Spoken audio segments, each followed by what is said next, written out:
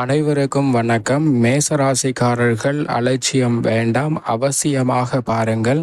புதையல் யோகம் நிறைந்த ஒரு தருணமாக மேசராசிக்காரர்களுக்கு டிசம்பர் மாதம் எந்தெந்த விஷயங்களில் அமைய போகிறது என்பதை ஆராய்ந்து பார்க்கும்போது நிச்சயமாக இந்த டிசம்பர் மாதத்தில் ஏற்படக்கூடிய கிரகநிலைகளில் உள்ள மாறுதல் என்பது புதையல் யோகம் என்று சொல்லக்கூடிய வகையில் பொருளாதார ரீதியாக வளர்ச்சியையும் முன்னேற்றத்தையும் மிக சிறப்பாக பல்வேறு வகையான வழிகளில் இருந்து நிறைவாக சந்திப்பதற்கான முதன்மையான யோகத்தை பெறுவதற்கான வாய்ப்பை கிரகநிலைகள் உருவாக்கி கொடுக்கின்றன. ஏனென்றால் இந்த டிசம்பர் மாதத்தில் பெருவாரியான கிரகநிலைகளின் அமைப்பு மிகுந்த சாதகமான நல்ல முன்னேற்ற வாய்ப்புகளை பெறக்கூடிய அளவிற்கு நல்ல மாற்றத்தை ஏற்படுத்தி கொடுக்கிறது. ஏனென்றால் ராசியின் ராஜ யோகாதிபதியான சூரியன் இந்த மாதத்தின் பிற்பகுதியில் அஷ்டமஸ்தானத்தை விட்டு விலகி பாகியஸ்தானத்திற்குள் நுழைகிறார். அதே போன்று வித்யாகாரகரான புதனின் மாறுதலும் இருக்கிறது. இந்த வேளையில் கர்மஸ்தானம் என்று சொல்லக்கூடிய 10ஆம் இடத்தை தொழில் ஸ்தானத்தை சுக்கிரன் வலு சேர்க்க போகிறாருங்க. ராசியின் அதிபதி சுகஸ்தானத்தில் நீச்சம் பெறுகிறார். அங்கு வக்ரகதியிலும் திரும்புகிறாருங்க. இப்படி பல அதிரடியான மாற்றங்களை சந்திக்கக்கூடிய இந்த டிசம்பர் மாதத்தில் புதையல் யோகம் என்று சொல்லக்கூடிய வகையில் கிரகநிலைகளில் ஏற்படக்கூடிய இணைவு என்பது மிகவும் அதிரடியான மாற்றத்தை நிச்சயமாக ஏற்படுத்தி கொடுக்க போகிறது. ஏனென்றால் இந்த வேளையில் எதிர்பார்ப்பதை காட்டிலும் மிகவும் வலுவான கிரக அமைப்பில் பல கிரகநிலைகள் சஞ்சரிப்பதுதான் இதற்கு மிக முக்கிய காரணமாக பார்க்கப்படுகிறது. தனஸ்தானத்தில் மிக வலுவாக குரு வீற்றிருக்கிறார். அங்கு வக்ரம் பெற்றிருந்தாலும் கூட பெரிய அளவிலான சிரமங்கள் இல்லாமல் நல்ல முன்னேற்றத்திற்கான வாய்ப்பையும் வழிவகையையும் நிச்சயமாக உருவாக்கி கொடுக்கிறாருங்க. நவ கிரகங்கள் என்று சொல்லக்கூடிய 9 கிரகமுமே மனித வாழ்வில் ஒவ்வொரு வகையான மாற்றத்தையும் தாக்கத்தையும் ஏற்படுத்தி கொடுக்கக்கூடிய அளவிற்கு சக்தி வாய்ந்த கிரகங்களாக பார்க்கப்படுகின்றன. அதிலும் குறிப்பாக லாபஸ்தானத்தில் சுக்கிரன் மிக வலுவாக கர்மஸ்தானத்தில் சஞ்சரிக்கும் போது அவரது நட்பு கிரகமான சனி லாபஸ்தானத்தில் வலுவாக வீற்றிருப்பது அனைத்தையும் காட்டிலும் புதையல் யோகம் என்று சொல்லக்கூடிய வகையில் மிக சிறப்பான வாய்ப்பை நிச்சயமாக ஏற்படுத்தி கொடுக்க போகிறாருங்க. ஏனென்றால் இன்னும் சில மாதங்கள் மட்டுமே இந்த லாபஸ்தானத்தில் வலம் பெற போகிறார். 7.5 சனி துவங்குவதற்கு முன் நிச்சயமாக மிக அற்புதமான நல்ல வாய்ப்புகளை மேசராசிக்காரர்களுக்கு நிறைவாக அள்ளி கொடுக்க போகிறாருங்க. எனவே சரியாக பயன்படுத்திக் கொள்ளுங்கள். அதோடு மட்டுமல்லாது சுக்கிரனும் சந்திரனும் இணையும் போது பல்வேறு வகையில அதிர்ஷ்ட யோக வாய்ப்புகள் இந்த மாதத்தில் நிறைவாக கிடைக்க போகிறது. ஏனென்றால் அந்த தருணத்துல வரவு அதிகரிப்பதற்கான சாத்தியக்கூறுகள் உண்டு. வருமானத்தை உயர்த்தி கொள்வதற்கான வாய்ப்புகளும் புதையல் யோகம் என்று சொல்லக்கூடிய வகையில் தொழில் ஸ்தானத்தை வலுப்படுத்தும் போது மிக சிறப்பாக அமைவதற்கான யோகம் நிச்சயமாக உண்டு. விரயஸ்தானத்தில் ராகு இருந்தாலும் சுப விரயங்களை நிறைவாக அள்ளி கொடுக்கிறார். ஏனென்றால் மோட்சக்காரகரான கேது 6ல் இருக்கிறாருங்க.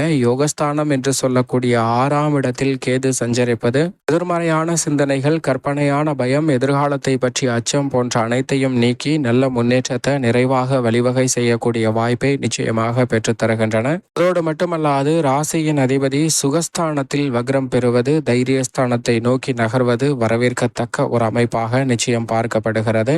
மிக முக்கியமாக ராசியின் உச்ச அதிபதியாக இருக்கக்கூடிய சூரியன் அஷ்டமத்தை விட்டு விலகுகிறார். அதே போன்று வித்யாகாரகரான புதனும் அஷ்டமத்தை விட்டு விலகி பாகியஸ்தானத்தை வலு சேர்க்க போகிறாருங்க. எனவே நீங்கள் எதிர்பார்க்கக்கூடிய செல்வ செழிப்பு, ஆடம்பரமான வசதி வாய்ப்பு நிறைவாக பெறக்கூடிய வகையில் பல நல்ல மாற்றங்கள் இந்த தருணத்தில் நிறைவாக அமைவதற்கான முதன்மையான யோகம் நிச்சயமாக மேசராசிக்காரர்களுக்கு உண்டு. சரியாக பயன்படுத்திக் கொள்ளுங்கள். அதோடு மட்டுமல்லாது குடும்ப ரீதியான பணிகளை பொறுத்த வரைக்கும் பெருவாரியான கிரகநிலைகளின் அமைப்பு மிக சாதகமாக வலம் வரக்கூடிய இந்த வேளையில் நீங்கள் சந்திக்கக்கூடிய குடும்ப ரீதியான தொல்லைகள் நிச்சயமாக விலகும். திட்டமிட்டு செலவு செய்யக்கூடிய வாய்ப்பு மிகவும் அற்புதமாக இந்த டிசம்பர் மாதத்தில் கிடைக்க போகிறது. கடன் வாங்க வேண்டிய அவசியம் இல்லாமல் அனைத்து விதமான செலவுகளையும் கட்டுப்படுத்துவதற்கான நல்ல வாய்ப்பு நிச்சயமாக உண்டுங்க. வருமானம் படிப்படியாக உயர்வதற்கான சந்தர்ப்பம் நிச்சயமாக கிடைக்க இருக்கிறது. அதோடு மட்டுமல்லாது குரு பகவான் வக்ரம் பெற்றிருந்தாலும் கூட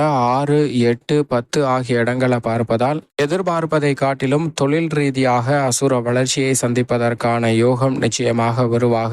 ஏனென்றால் தொழில் ஸ்தானத்தில் சுக்கிரனும் சந்திரனும் இணையும் போது எதிர்பார்ப்பதை காட்டிலும் புதையல் யோகம் என்று சொல்லக்கூடிய வகையில் நல்ல வாய்ப்புகள் தடையில்லாமல் நிச்சயம் உங்களை தேடி வருவதற்கான சாத்தியக்கூறுகள் மிகவும் அதீதமாக உண்டு. நிதி சார்ந்த நெருக்கடிகள் இந்த தருணத்தில் விலகுங்க. கவலை அளித்து வந்த குடும்ப ரீதியான பல பிரச்சனைகள் விலகி நன்மையை நிச்சயமாக எதிர்பார்க்கலாம். விவாக முயற்சிகள் குழப்பமின்றி சிறப்பாக கைகூடுவதற்கான யோகம் நிறைவாக கிடைக்கிறது. திருமண வயது கடந்து விட்டோமே, 7.5 சனியில் நுழைய போகிறோமே என்று எண்ணி வருத்தப்படக்கூடியவர்களுக்கு நிச்சயமாக அதற்கு முன்னதாகவே பல நல்ல வாய்ப்புகள் இனிமையாக உங்களுக்கு அமைவதற்கான யோகம் நிச்சயமாக உண்டு என்பதை சனி பகவான் உட்பட பல கிரகநிலைகள் தெல்ல தெளிவாக உறுதிப்படுத்துகின்றன. எனவே தேவையற்ற மனக்குழப்பத்தை தவிர்த்து விடுங்க. அனைத்து விதமான பணிகளையும் நம்பிக்கையுடன் மேற்கொள்ளுங்கள். நிச்சயமாக அவற்றில் மிக சிறப்பான வெற்றி கிடைக்கும் என்பதில் சந்தேகமே இல்லை. உத்தியோக ரீதியாக மிகவும் வலுவாக லாபஸ்தானத்தில் சனி சஞ்சரிக்கிறாருங்க.